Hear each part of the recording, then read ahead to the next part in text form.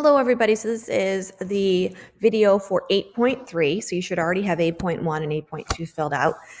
So we look here for lesson 3. We are now going to be looking for the Middle Kingdom. So we learned about the Old Kingdom, so we have the Middle Kingdom. The Middle Kingdom was a very long period of time. Egypt started expanding and taking over other lands, and it was a really good time to be an Egyptian.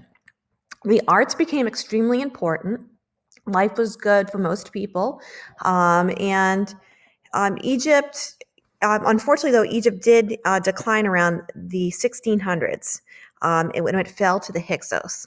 They learned new technology from the Hyksos, and then they eventually overthrew them.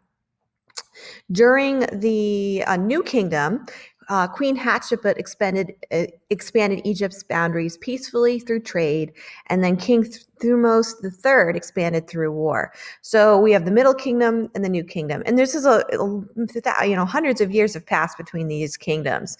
What we want to make sure is you need to know who Queen Hatshepsut is. She's one of the most famous female pharaohs that you need to know about. She was a very good leader, and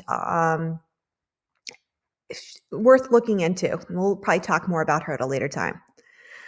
In the late 1300s, King Amenhotep decided to change the Egyptian religion. And I know that he was not a very successful pharaoh.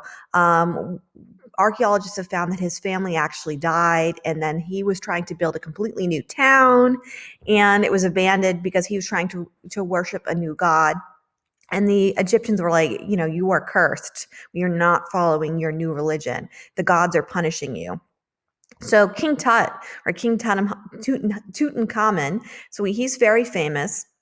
He restored the traditional religion, but he died very young, and he's very famous because they actually found his tomb intact. So we'll be looking at some virtual field trips and looking more at that. So he didn't really do much. He didn't really live a long life. He did restore traditional religion, but the reason why he's so famous is because archaeologists found his tomb intact.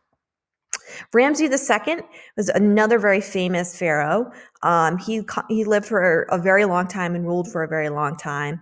And he conquered Syria, and he had peace treaties. And so he is kind of like the Donald Trump of pharaohs, because he put his name on everything. So there are lots of different, if you go to Egypt today, he's probably a very popular pharaoh because his name is everywhere. And his wife was Nefertiti, and she died young, and he lived a longer life after her. So it's kind of like a romance story between Ramses and Nefertiti. They're two famous Egyptian historical figures.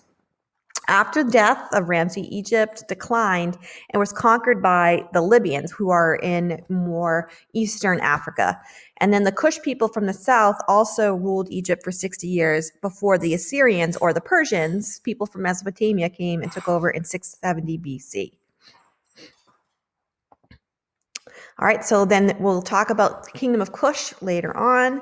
So make sure you have your notes all filled out.